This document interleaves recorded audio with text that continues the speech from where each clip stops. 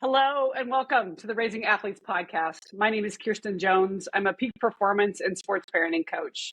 Susie Walton and I started this podcast 5 years ago when we started thinking about how do we want to better support parents and their athletes and coaches and everybody who is helping raise this next generation of kids. I'm also the new author of the Raising Empowered Athletes book, which I'm having so much fun getting all these opportunities to go around the United States and speak about the book. And I was lucky enough last week to be up in Bend, Oregon, where I got to meet the amazing Jessica Mendoza. And I'm so delighted to have her on today. We're going to talk about everything from motherhood to being an empowered woman to raising boys to being athletes and the differences in the generations. Jess is an Olympic gold and silver medalist. She now works for ESPN. In 2007 to 2015, she became the first woman to serve for the first nationally televised MLB game as a woman, and since has become one of the leading voices of Major League Baseball. She regularly covers is a host on the ESPN studio, including Baseball Tonight, SportsCenter, Get Up, and First Take. She was also the first woman to serve as the World Series game analyst, national radio host, and ESPN talk show. There's a bio that goes on for another 10 minutes, but we're just going to talk because we want to hear from her and you don't want to hear from me. Jessica, thank you so much for making the time. Absolutely. No, I'm so excited. You were unbelievably inspiring, and everyone who's listening to this is already knows this because they know you, but getting to read your book and now finally meet you last week and all the connections with Bend, Oregon was pretty cool. Right? Yes, and we have a mutual love affair for Cascades Academy. Shout out to Cascades Academy, the principal, the head of the school. Julie Amberg has been a longtime friend of mine, teammate of mine, and a friend of Jessica's too. So we bonded over that. Let's talk about, I love to go back and hear the Genesis story, and you have a phenomenal one. Eventually you get to Stanford, 4-time All-American, 3-time Stanford Athlete of the Year. I mean, female Athlete of the Year, on to the Olympics, all of that. But let's start at the beginning and being the daughter of a coach, and tell us about and being one of 4 kids. How did that go? Yeah, I think anyone who's been coached by their parents knows, or honestly, and like coaching your own kids, I now have so much more love for my dad and appreciation. Absolutely. But yeah, growing up, I mean, he was a college defensive coordinator for a local Moorpark College down in Southern California. So he was the defensive coordinator and the head baseball coach for the same school. And so I grew up like in the dugout, on the sidelines, like sports were just all I knew. Plus I idolized my dad. And so everywhere he went, I wanted to go. I, wanted that attention. And so I learned sport was probably the quickest and best way to be able to get that attention, but also have that kind of relationship. And so growing up, I mean, he had us he jokes even with my kids, like before they even walk, you have them like sitting down and you roll a ball. He's like, you got to work on tracking, like hand-eye coordination. Like it starts at like 9 months. I'm like, that explains my whole childhood right there. And were all your siblings that interested in sport, or were they all doing different things? No, so my older brother and sister, they're like 15, 17 years older. They're from a previous marriage, and it was like a little more complicated. So they unfortunately didn't get, I think, is exposed to sports the way that I did. And my younger sister, so me and my sister, we were one and the same. We're 2 years apart, played all the same sports, both played Division I in the same conference against each other. But yeah, we're very different types of athletes. She actually still inspires me every day because she's an educator and a coach. She's actually the only female coach here in Bend that coaches baseball, which is really cool. So she inspires me all the time. But yeah, no, so growing up, it was just everything like you could imagine. I was also a really hyper kid. I know it's really hard to believe, like high energy. So I think for both my parents' sake, including my mom, who's a working mom, awesome mother, she never gets the love she deserves, but she was like, let's sign her up for everything, like get her out of the house. So I did. I played everything, volleyball, track, soccer, basketball, softball. Basketball was actually my favorite sport. Doing all of them, it was definitely the sport that I wanted to continue to play. And it's actually what put Stanford on my radar. So, Yeah. mid 90s, Tara Vanderveer, obviously, Jennifer Mhm. Lee. I don't know if that's like a name. Yeah. Household. Loved her. I, I went to a Blue Star camp with her. I remember just whoa, being in awe of her. Yeah. oh, It that's was awesome. amazing. And Tara was there. I remember like, ooh, wouldn't that be the dream? Yeah. I had their poster, which by the way, like, God, I feel so old, but like, back then to have like a female poster, like I remember it was Stanford's Yeah. basketball poster, but it was Jennifer Azzi dribbling, and I had it over my bed, and I was just like, I want to be at Stanford and play basketball. So that was kind of, my passion. But What age was that? Do you remember how old you were? it was early high school. So Okay. I was still pursuing it at a pretty, in my mind, competitive level. That's why I encourage so many kids to play a lot of sports, because if I had to pick one, it would have for sure been basketball. And that was not going to be the sport that was ultimately going to carry me through. I always say like softball chose me, even though I was picking another sport. What And age did you specialize, or did you play both all the way through high school? I played both all the way through. Even thought about trying to walk on it when I did get a scholarship to Stanford through softball. Um, try to reach out to Tara and maybe walk on at the team. And then my softball coach was like, "So we're paying you to." That's not gonna work. But I topped out at 5'9". Like I was 5'9" early, and then like I just stopped growing, and that was the difference for me because I was a post player, and I love being under the basket, throwing blows, elbows, boxing out, and everyone else was like 6'3". So that's where it kind of Yeah. ended, even though I played through high school. But the best, you also, I heard you talk about on another episode about that you weren't very good early on in a Yeah. lot of your sports. So what do you think it was that kept you going if you didn't, it didn't come easy? Because a lot of great athletes are like, well, I just kind of picked it up and it was easy and I didn't have to work very hard. Yeah. What was it about you that kept you going? Well, that was kind of the blessing was I was always kind of behind, and that just ingrained in me. Like even now, like in my job, I'm always insecure, like am I good enough? And I think there's a balance, we can get to that later, of like Yeah. also being confident and being like, actually I am good enough, but it's okay to also have some humility to be like, I need to get better. Like there's a lot of work that needs to be done. And for me it was definitely the latter, like just constantly doubting if I was good enough, and a lot of it had to do with the fact that I was like very tall early, scrawny, very skinny, and just had a lot of moving parts that I didn't really know. Like, just joke about videos we pull up, and it's like I'm running like down the first baseline, I look like a giraffe, and I wasn't like super talented. My younger sister really was. I was blessed to have a coach as a dad, so fundamentals, fundamentals, fundamentals, and because of that, I still made all-star teams and had success at a young age. But a lot of it had to do with the fact that we just practiced more than anyone else, and I could do, and that helped me. And I think it helped with my confidence, like knowing, okay, I worked harder than anyone else out here. Like I'm good enough. I'm prepared. But it definitely instilled in me throughout my entire career, to a fault later, where I just constantly doubted my own talent. I like to say competence builds confidence, right? And Yeah. you were building the muscles around that helped you take the risks, probably take more risks than, even like I said, I didn't even have the talent to do it, but I was like willing to try. Yeah. Yeah. No, absolutely. I mean, I always loved, that's the thing, is I always had a smile on my face. And I think Mm-hmm. that's important to remember, like why you're playing. So I wasn't very good, but I really loved it. And I think when I look at those videos where I'm a total spaz trying to do anything, I had a smile on my face the whole time. It's a good reminder for me as a parent that when I see my own kids' smiles go away, which I understand they're not always going to be happy, but it's a thing that parents can understand of, how much are they smiling anymore, And when they are kids, this should be fun, like let's go hit water balloons instead of baseballs. Like let's make this enjoyable, because that is the blessing I had, is the balance of having a coach for a dad, but also this unique ability to really enjoy the sports that I was playing.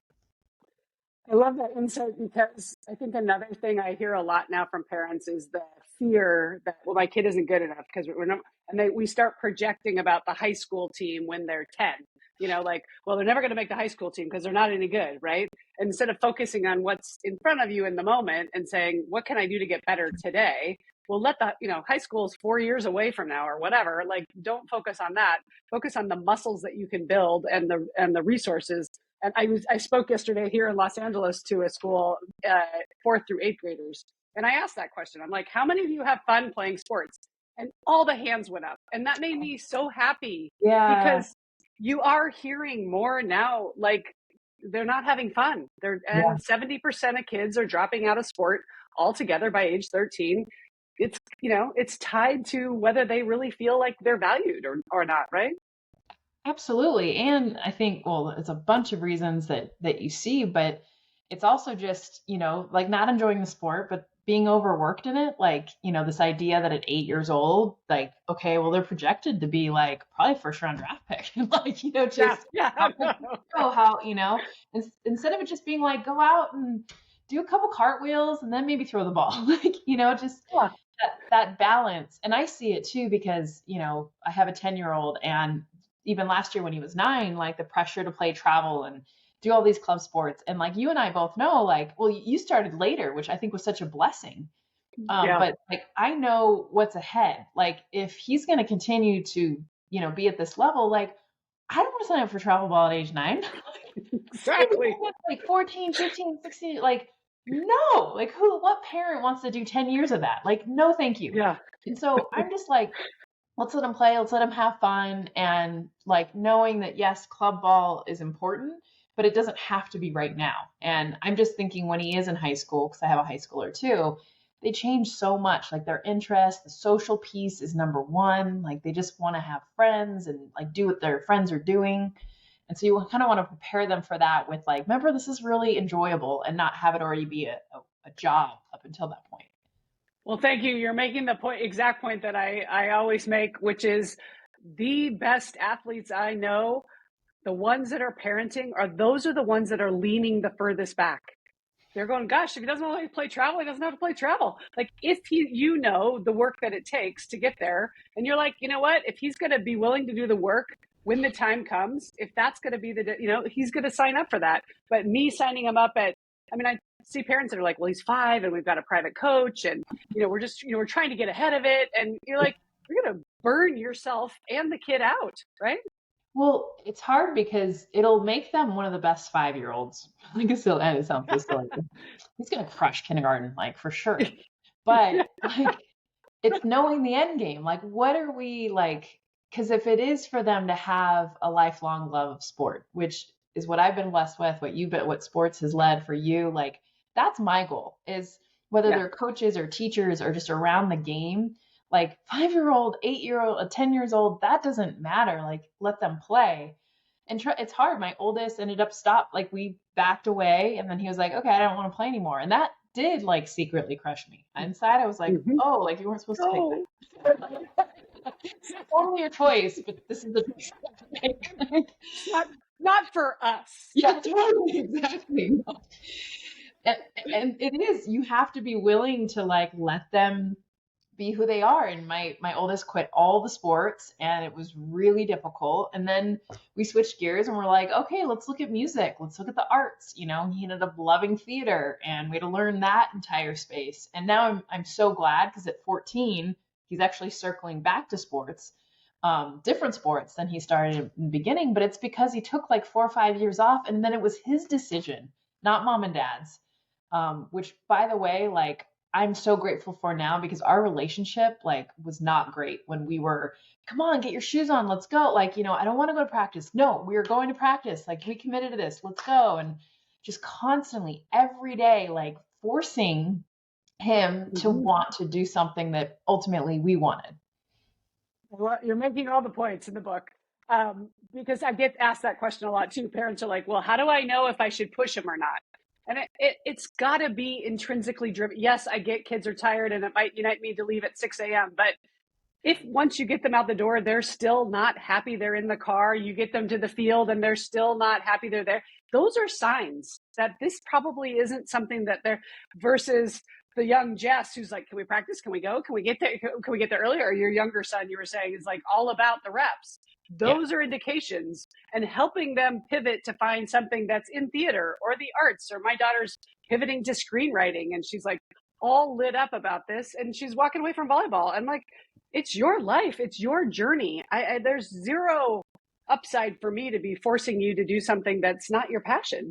Yeah, that's great with your daughter too, because she's your youngest, right? You have two older Yeah. ones who are still Yeah. continuing Division I, and like I think it's hard as the younger one too to like see that like, well, this is what the expectation, this is what I should do, and it's not easy. Yep. Like what you're saying though, like I think parents like because I still go through it, it's not easy to like just say, okay, like whatever you want to do, because there are times when they do need to be pushed. It is this like crazy like, but what I learned is my relationship with my kid was not good.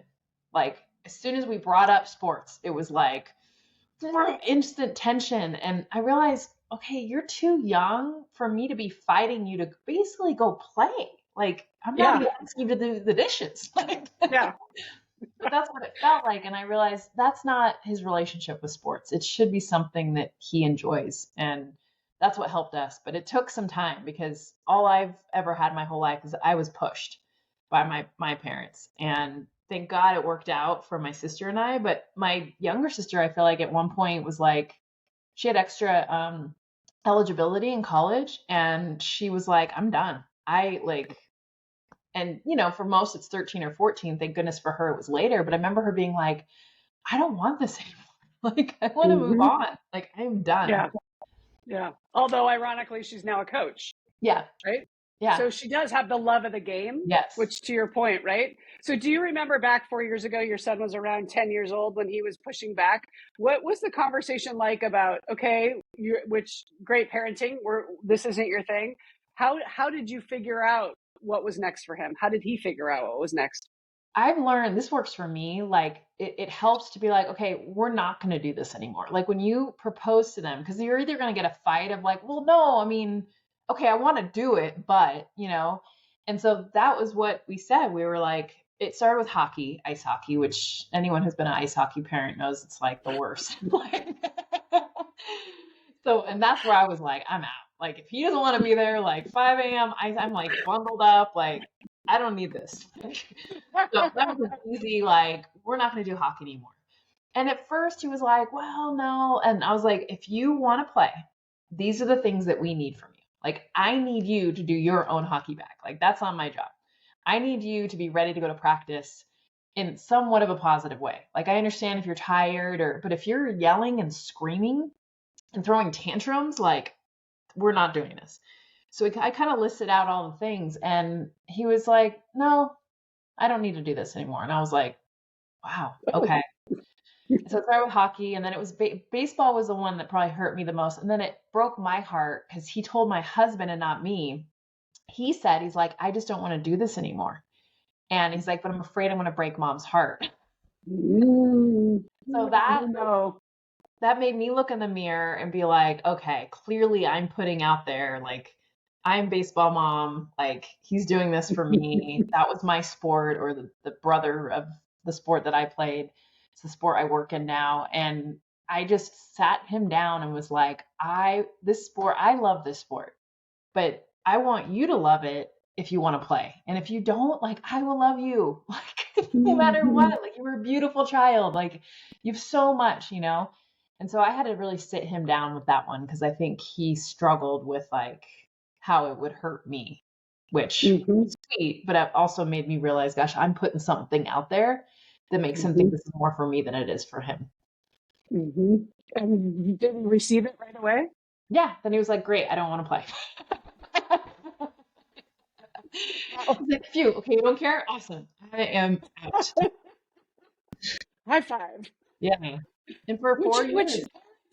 Parents listening. I mean, it's so true. And same, my daughter was, I played in college and mom did this. And is that what I need to do? And she was a little bit older when we had the conversation with actually last year when I feel like I had told her 7, 8, 10 times, but sometimes the penny doesn't drop because she's saying, oh, you're just saying that. I know I need to suck it up kind of thing. And eventually I said, you do not need to play beyond that. You can quit after the end of this season. You don't need to play your senior year of high school. And she was kind of like, really? And then, oh, wow. And parents, like, it honestly is the best gift. And even from somebody who has played it, you know what, all your life, you realize this is not fun for me either. Oh. If they're not getting anything out of it. And what am I holding? I kept thinking, what am I holding her back from that she could be running towards? Yeah. You know? Yeah. And not that she hates volleyball. She is playing club. She decided she went to a different club and she is playing this season all by her choice, which is amazing. And she's also going to be able to, you know, say goodbye to it in a very nice way. Like, oh, that was a lot of fun. I finished on a high. Like, let's move on. Right. What a gift she's giving herself though, because to be able to play with no pressure of like, okay, but I need that scholarship and because at that age, it's like, that's all you're talking about and thinking about. Instead, she's like, I'm actually done after this, but I'm going to play because I enjoy it and finish it up. Like, that's such a gift that she can end her career, because most athletes, I don't care how far you go, you don't ever get to choose that. So yeah, no, it's right. You're right. And I do have parents like, well, so why is she playing? I'm like, for fun. You know, like it like it's one of those like, why would you do that? You know, like wait, why would she? Yeah, why would she choose that? So yeah. Getting your son to pivot to acting, or like, did that just come about naturally, or do you remember how that unfolded once he my said goodbye? So we moved to Bend around that same time. So it was actually when we first moved here, and then hockey got a little bit more difficult because ice time was harder here. So it became more of like a, you know, so hockey done. When we moved here, do you want to play baseball or not? That's when we had the conversation. And within that same year, he ended up stopping playing like flag football. And that was more social, like just kids like were mean. And I was like, we don't need to do this. So he stopped playing. And then my sister had signed her son, who's the same age, they're cousins, up for this like acting class thing, and was like, you know, in the summer, and we had just moved, and she's like, would Caleb want to do it? And we signed him up, and like it now makes so much sense because he is like, I mean, he would just stand on the stage and like, I mean, literally was like, I love the limelight. Just owned it and enjoyed it and was singing and dancing. And I was like, oh my God. And so from there, like we just signed him up for all these different shows. And I mean, he's blown me away with how it's so difficult to act, because he's performed here at Tower Theater, which is like, you know, 400 or 500 people. And he gets up on these stages and like knows his lines, and he's singing and dancing, and he's had leads. It's been really cool to see. And for me, like not knowing theater at all, Anything. Yeah. I can just be a fan. Like I'm not coaching. I'm not, hey, you should do this. I'm like, wow. Yeah. And I do hear that. And parents, I've heard kids say that they like, well, I chose that sport because my dad doesn't know anything about it, so he can't get in my business. And not that you were doing that, but intentionally, it is interesting to see them pick their own lane and then allow them to just, I have total freedom here, which is awesome. And what's crazy is he's entering high school this year, and you know, puberty is hit. He grew like 1.5 feet. He's taller than me. He's all the wonderful boy things that they do at 14. And now all of a sudden he's like, I want to play tackle football, and I want to run track, and I want to, and I'm like, he's like, and I don't want to do theater anymore because my voice changed and I suck at singing. And I'm like, okay, like here we go. Again. Like, so we wanted to try water polo. So we're getting in the pool next week with a coach to, I don't know, someone say, awesome. You're tall and lanky. Look like you'd be a good water polo player. So yeah, that, and he's doing track, and then we're honestly trying to steer him away from tackle football. That's just our own preference. But, me too. Yeah, water polo is the same season, so we're on board now. That was us. My oldest one didn't care about it, but my middle one did, and we kind of did the same thing. It just was like, that's not for us. We're going to try other things. And he got along just fine figuring out basketball and soccer instead. And you got to, and parents, you got to stay in your lane. You got to figure out what your values are and what works for your family. And and help them figure out there are all these options for them now, which is great. And that it changes all the time. Yeah. So that's the other thing is like looking back now, we're kind of coming around in a circle, but we still have 4 more years, and who knows with this one, you know? Well, and to your point about athletes for life, which is, and maybe he plays a year of water polo and walks away from it, but 10 years from now, he's living in San Diego and there's a men's water polo league. And he's like, oh, I did that as a kid, right? Like somebody asked me, well, what if they're not super serious about it? Like, who cares? Like, that's not what this is about, right? Like, this is about them having exposure to it and trying new things and building different muscles.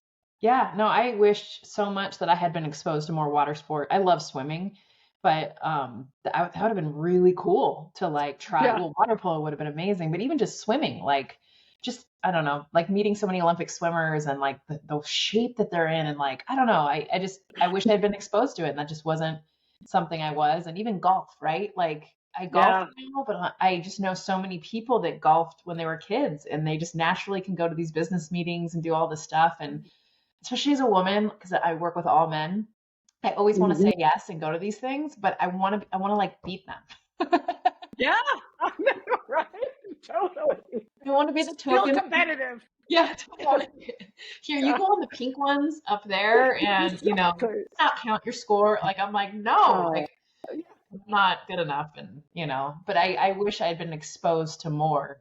So that's the thing. I've exposed both my kids to golf. They both don't like it, but I'm like, okay, we tried. Yeah, yeah, and that's why I say expose them. And the little story that I like to tell my son: we were living in San Diego and we went surfing.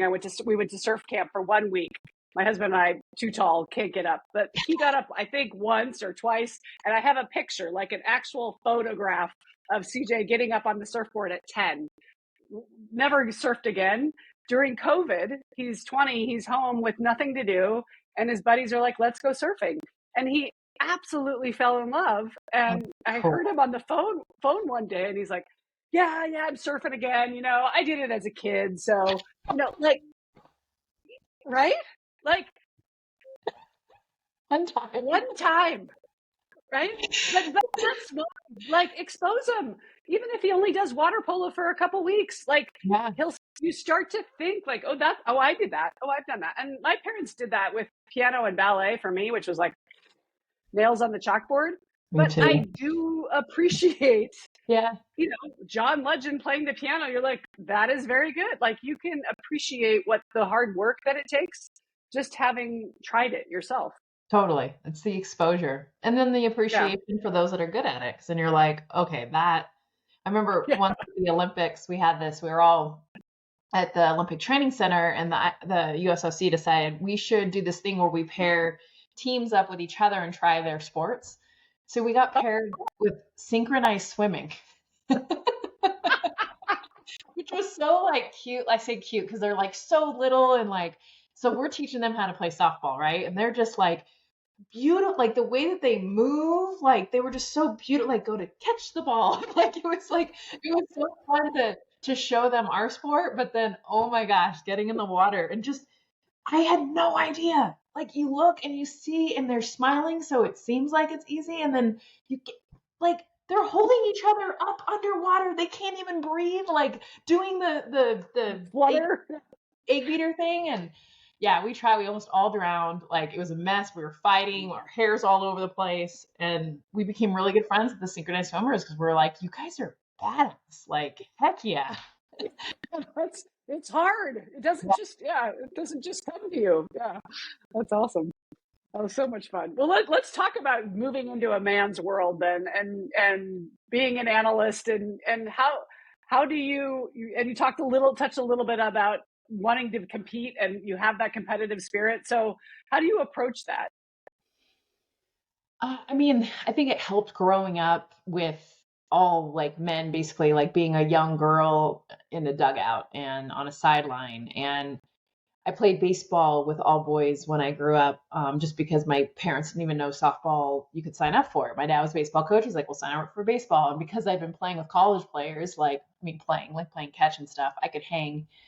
And I was good, but it never occurred to me actually when I first started entering into baseball that like it would even be a thing. Like, I know that sounds incredibly naive, but it was 2015 when I first was like the first, and I didn't realize that I'm like, oh, like we're so far along. And I guess naively too, like, why would anyone have a problem with this? Like, women are equal to men. Like, it just was part of my life, the way I was brought up by a very strong mother, that honestly ruled our house over a very strong father. And but they were equal. My dad did the dishes, and the laundry, and like it was a beautiful thing. And so that was like the biggest struggle, was like when I first entered into it, I was just excited to do baseball because I'd grown up with it. I loved the game. It was the like the reaction.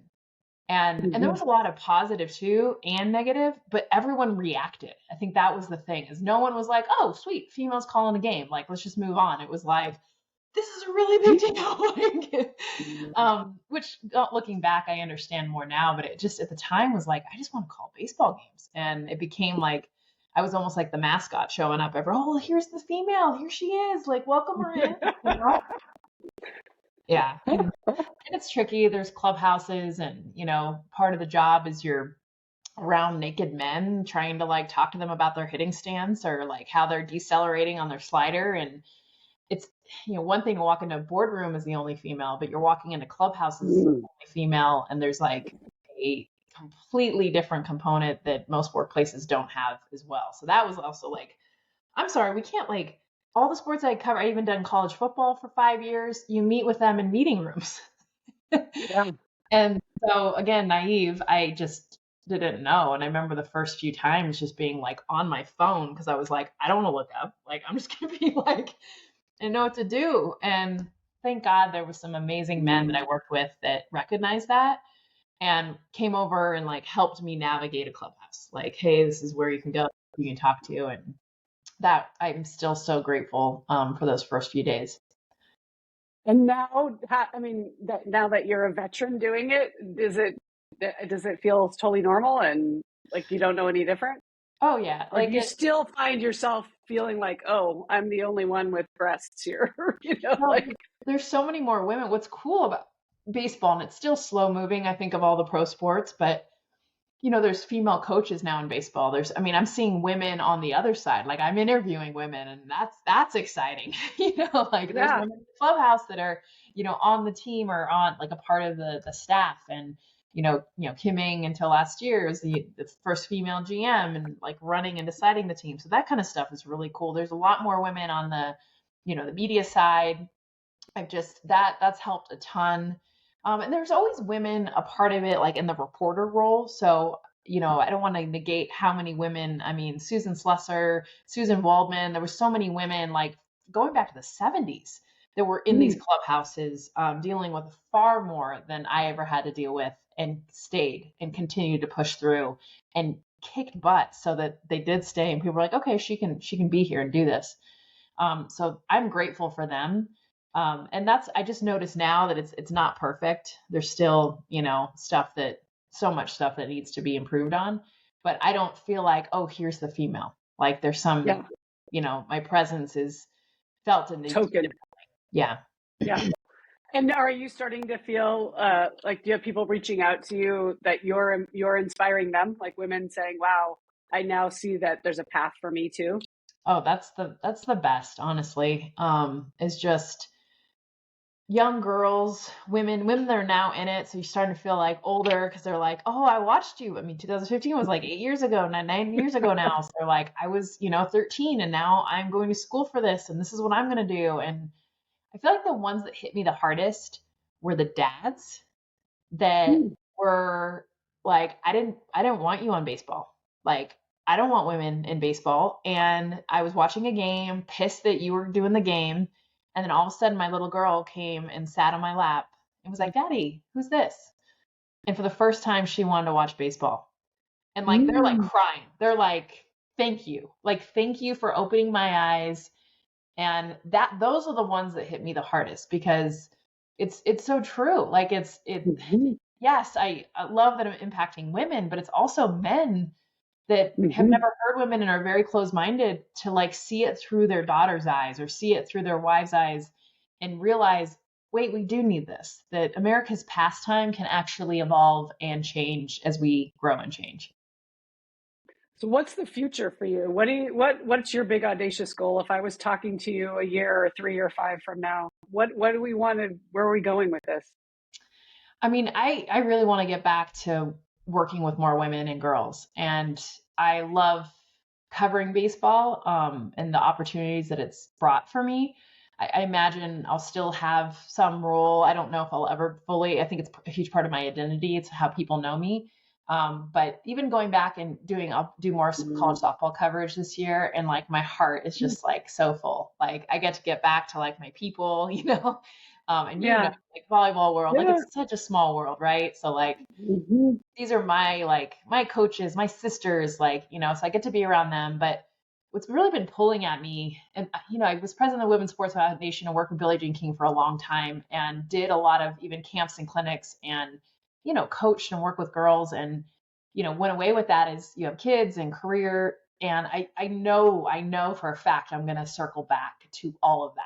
What that looks like, still trying to figure that out. I think, I don't know, I want to start my own like channel to where I can reach those that I don't have to do it through ESPN. I can do it through like my own audience and just answer questions and be there and be able to talk about the things that I've learned and just get back to my roots. My original, when I first had the idea of starting this 10 years ago, I came up with You Go Girl because I was all about empowering girls and women because I had been bullied in high school. And I thought, I want to help that next generation.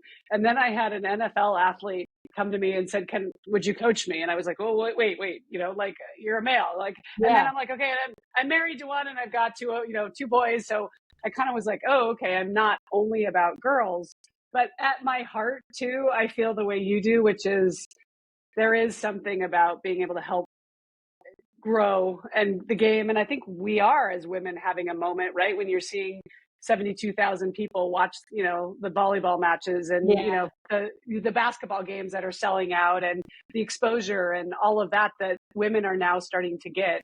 I think that is super exciting. And I would love to be a part of helping those women too, that go, gosh, like you kind of naively go, oh, it wasn't always equal. Like, wouldn't that be cool? Yeah. Well, and being more accessible. I feel like the last few, it's been such a grind. Like just, I'm putting my head down. I know that I can't screw up. Like being like one of few women, you're like, I have to be good at this. And so I put a lot of pressure on myself. And because of that, I feel like I shut out, like I would meet people, but I wasn't able to give the time. Yeah. And so I feel like just being able to, you know, just be more accessible. Like if you want to talk, if you want to like be able to, gosh, like there's so much to get into. And even like what you're doing, bring in other people that you meet all along the way. Like that's what sport does, is beautiful, amazing people that can provide knowledge all over. So that's something I know is going to happen. We'll see. Well, maybe we need to figure out a way to collaborate. I know. It all started here. That's right. You saw it. Oh, well, thank you so much for making the time to be with me. And I love all your parenting advice and your insights and having played at the level that you played. And we were talking before we jumped on, you're getting ready to be in go mode and being a mom that's gone a lot of the time. How do you balance all of that? Like at first it's really just not guilting yourself. I feel like there's this pressure that you get that you have to be a certain mom. So once I was able to give myself the grace that every mom looks different, and this has also allowed me to never judge another mom, like, because I've been judged so much by women and men too. Like, how could you ever leave your kids? Like, as if I'm leaving them on the side of the road. Like, you know, they have no favorites. Yeah.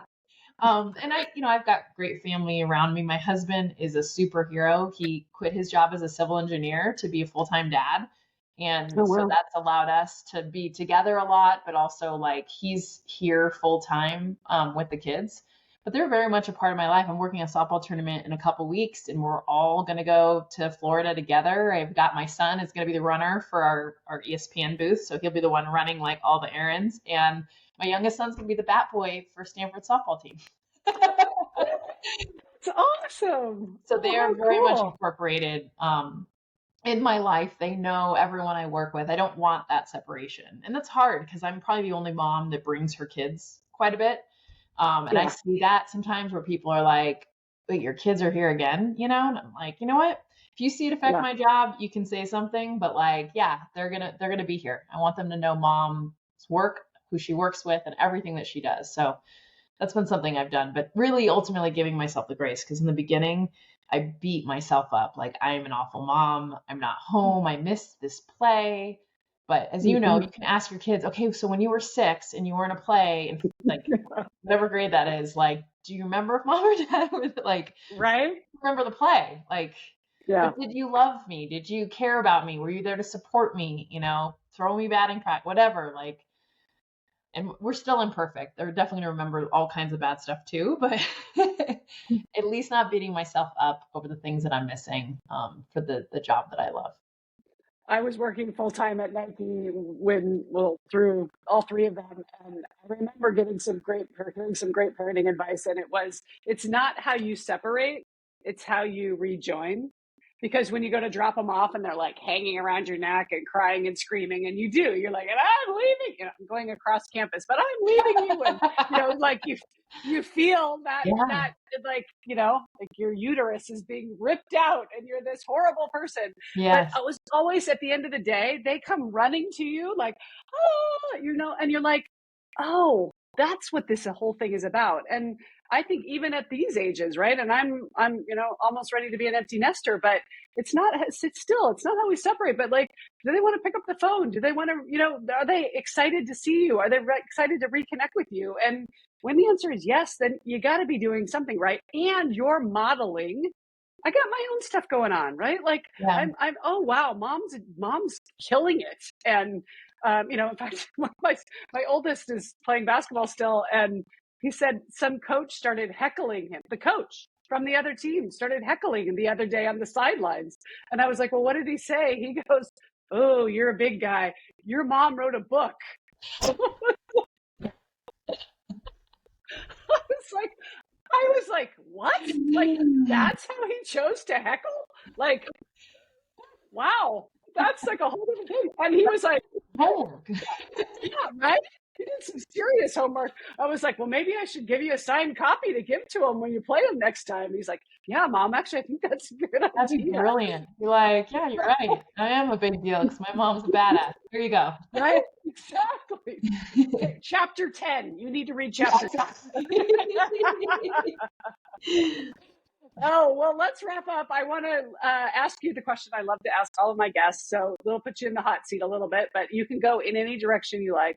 But I would love to understand from your point of view, what's the first thing that comes to mind when I say the best athletes I know do this? What is just the idea of when you visualize the best people you've played with, how you visualize great athletics, Oh. what do they have? Hey, it's funny because I can't describe it in a word, but No, it's it like doesn't need to be a word. it's Give a me a sentence or a it's sentence. definitely a look in their eye that to me, I would describe it as sisterhood, but it's like, I freaking got you. And I got you, like you struck out, like I've got your back. And I think it's a beauty of a team sport, but it's also the look of like, I'm going to tear her freaking face off. Or, it's that like, gosh, it's not a word, it's not a thing, but not every teammate, had it. But the ones that, and you see it in pro sports too, and even in athletes that I cover now, I can tell by a look that like there is something special going on there. What age do you see it? Do you see it in kids, or do you only see it like in the older athletes? Yeah, I do see it in kids for sure. And it's not maybe tear your face off, but it's definitely an understanding of this game is bigger than me. Like there's such a selfish component that we bring into it all the time, right? But what I notice is like they are able to look around and understand that it's more than just them, that it's everybody. So high five someone when they're struggling, like being able to just like if you want to win, if you are that competitive, so you have that look too, but you also understand that it's not about you. So be a great teammate to those around you because you're not going to win anything if you're just focused on you. And you just see it. And I love seeing it in kids because it is rare. And when I do, I'm like, I don't care. Like if you end up being like the best player, like I want to follow you wherever you're going. Like I am your fan. Exactly. You're going to No, kill I life. coached. Like you're going to be able to really own this. And that's kind of like what I like to say to the parents, like, this really isn't about the sport. Yes, maybe they'll become proficient in XYZ sport, but it's that drive that they'll apply to whatever they go to next, and they'll crush that too. Yeah, I mean, that's why athletes are the number one hire for more of corporate America, because they understand that understanding of like, okay, I'm going to be a good teammate. And I still get that way now. I'm like, come on, like, just always looking out for everybody else, because it enjoys your work so much more when you can do that. You can collaborate and not just be, here all the time. And do you find in corporate America that's true, that all of your teammates understand that too, being in the baseball world? Like, do they get that? Mm-mm. Yeah. I found that at Nike too. Well, actually, I thought was really interesting at Nike was you could tell what sports people played by how much or how little they collaborated. Right? And I'm not saying this, if they ever played sports, like, because there's people I work with that I'm like, and it's not even their fault sometimes. I'm like, they just don't know what it's like to be a teammate. Like, in their whole life, they've had to like look out for themselves. And I totally get it. They're not bad people. It's just like, dude, like, did you ever think, there's other people here, or, like, yeah. Oh, awesome. Thank you so much for making time to be with me today. This was so much fun. I love connecting with like-minded women, and I believe, we all support each other, and high tides raise all boats. So if there's anything I can do to support you in your journey, it's so much fun seeing you fly and soar and pave the way, and I'm in awe. No, well, your speech, I mean, my husband was there, my sister was there, my brother-in-law was there. They are all fans of yours. We're all reading the book. I'm in a book club too, and I just introduced your book, sent it to everybody. And the video that you sent, where like it had me in tears of all the kids that, oh my gosh, it like was so like changing. I want to send it to every parent I know, but then I'm afraid they're like going to take offense. No, I showed it yesterday. So as we're speaking about, I love to watch you play. My good friend Asia Mape created this video, and it's hearing from the kids in their own words about what they want their parents to do when they're watching them play sports. And I showed it to the kids yesterday during the session, and I said, does that resonate? And they're all like, yes, that parent is always obnoxious. Like everybody jumped right in. They all had a story, and they just want to be supported. And if we all did just that better, we could totally change youth sports. No, it was such a great reminder for me too. And it was funny because I had my son's basketball tournament last weekend, and I heard I was just so conscious of all the parents, which is really hard because like like I said, I'm not going to judge. I don't want to tell you how to parent. It just made me conscious of myself and every word that was coming out of my mouth, and the fact that it is an impactful word. So even if it's like, come on, like, and like, all the things that I'm thinking, I'm like, is that going to make him hustle more ultimately? Like, probably not. So why don't I just say things that like that video really impacted me? So the whole tournament, I was just like, I'm like he's 10. So right now he's okay with that. 14-year-old being like, Mom, just like, don't talk. Chill. Yeah. And some of them say that too. I kind of like it when they don't say anything. There's a little one that's like, be quiet, be quiet, be quiet. So cute. You can't hear it, but it's in my head. Yeah, exactly. So awesome. Well, thank you. Thank you. So that was the best plug for my book. So yes, please buy, like, write, share. People are listening to it in the car with the kids on the way to the tournament. So it's good for everybody to hear the stories, and then it gives you, dinner table conversation to talk about, gosh, what did you see from, I actually had a client last week, a 14-year-old go, oh, I read your book. And I said, why? And she goes, got a lot of crazy parents on my team. I was like, oh, wow, they get it. They understand, and they want it to be better. I was going to say, I would buy the book for a team. Like I would do that and be like, because it's fun to discuss it with other people, like, and get other perspectives. So I've sent it to everyone I know, because honestly, I want to have those discussions, because none of us are perfect. And your Mhm. book kind of goes through so many different scenarios and you've been through it, and so it's just really refreshing because I think I feel so alone in this parenting journey a lot of the times, and we make so many mistakes, and so it's just nice to get an educational piece that like feels very real. And Oh, yeah, and then like sending it to everyone so you can talk about it. exactly. Thank you. Yeah. Thank you so much. And that's exactly, I believe you write the book you wanted to read and you couldn't find. And I felt like that on the sidelines. Like, am I the only one? No, you're not. There's a bunch of us out here feeling that way. And when we know better, we can do better. So thank you, parents. Thank you for tuning in. Like, share, and send us some comments. Actually, I just posted I'm supposed to give a shout out to Jeff Porter. It's Women and Girls Sports Day, and we asked people to respond with who inspires them. And he got to coach Misty May, and he coached Carrie Keefe or Kristen Keefe, who's a dear friend of mine, who ended up playing at Stanford as well, and on the Olympic team. And seeing these kind of women, he said the same thing that you were saying earlier. They just had the fire in their eyes at 9 and 10 and 15. Oh, And Misty that's is who a they bulldog, man. yeah, right? Early. Yeah. So thanks for that. Shout out, Jeff, to you, and everybody keep sharing the love. We'll talk to you soon. Let's do this.